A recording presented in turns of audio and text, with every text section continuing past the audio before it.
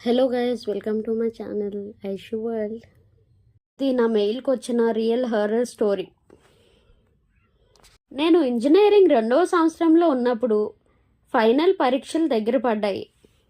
రాత్రి వేళ ప్రశాంతంగా చదవడానికి కళాశాల లైబ్రరీ ఉత్తమ స్థలం అనుకున్నా. ఒకరోజు నేను మరియు నా స్నేహితుడు విజయ్ రాత్రి 11 గంటల వరకు లైబ్రరీలో చదువుకున్నాం. విజయ్ ముందుగానే వెళ్ళిపోయాడు, కానీ నేను మరో అరగంట ఉండాలి అని నిర్ణయించుకున్నాను. ఆ సమయంలో లైబ్రరీలో నేను మాత్రమే ఉన్నాను. నేను చివరి రోలో కూర్చొని ఉన్నాను. చుట్టూ పూర్తిగా నిశ్శబ్దం అలుముకుంది. అకస్మాత్తుగా దూరంగా ఉన్న బుక్ షెల్ఫ్ వైపు నుండి ఎవరో పుస్తకాలు జారవేయడం చూశాను. పుస్తకాలు కింద పడిన శబ్దం వినిపించింది. ఇది చాలా బిగ్గరగా అనిపించింది నాకు. నేను చాలా భయపడ్డాను. లైబ్రరీలో ఎవరూ లేరు కదా, ఆ శబ్దాలు ఎక్కడి నుంచి వస్తాయి అని నాకు నేనే సర్ది చెప్పుకున్నాను. బహుశా షిఫ్ట్ గార్డ్ అనుకున్నాను. నేను ధైర్యం చేసి ఎవరది అని అరిచాను. ప్రతిస్పందన ఏమీ లేదు. స్టఫ్ అంతా ప్యాక్ చేసుకొని బయటికి వెళ్ళడానికి నిర్ణయించుకున్నాను. నేను లైట్లన్నీ ఆఫ్ చేసి తలుపు వైపు నడుస్తున్నాను.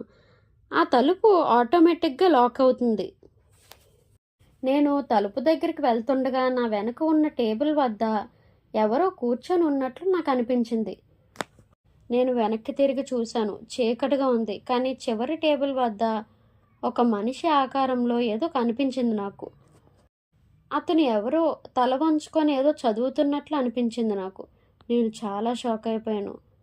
నేను అతని దగ్గరికి వెళ్ళడానికి ప్రయత్నిస్తూ ఇలా అన్నాను, సార్, లైబ్రరీ మూసివేయబడింది, పదండి వెళ్ళిపోదామని. ఆ వ్యక్తి ఎటువైపు కదలట్లేదు. నేను నా ఫోన్ టార్చ్ ఆన్ చేసి ఆ వైపుకు వెలిగించాను. చూస్తే ఆ టేబుల్ వద్ద ఎవ్వరూ లేరు, కానీ టేబుల్ మీద ఒక పాత పుస్తకం తెరిచి ఉంది. నేను దగ్గరగా వెళ్ళి చూశాను. ఆ పుస్తకం మీద ధూళి పడి ఉంది మరియు దాని పేజీలు అన్నీ పాతగా ఉన్నాయి.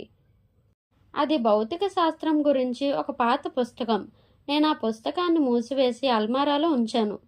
తలుపు దగ్గరికి వెళ్ళి బయటకు వచ్చేసాను. నా హార్ట్ బీట్ చాలా ఫాస్ట్గా కొట్టుకుంది. మర్నాడు నేను లైబ్రరీయన్తో ఆ పుస్తకం గురించి మాట్లాడాను. ఆమె ఆశ్చర్యపోతూ ఆ పుస్తకం ఇక్కడ లేదు అని చెప్పింది.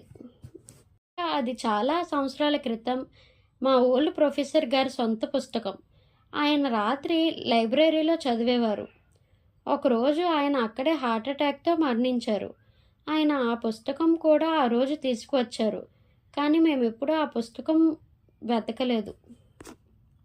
నేను ఇప్పటికీ ఆ రాత్రి గుర్తు చేసుకుంటే భయపడతాను. బహుశా ఆ ప్రొఫెసర్ గారి ఆత్మ తన పరీక్షలకు చదువుతూ లైబ్రరీలో ఇప్పటికీ ఉండొచ్చు అని చెప్పింది. ఇంకా నేను షాక్ అయిపోయా.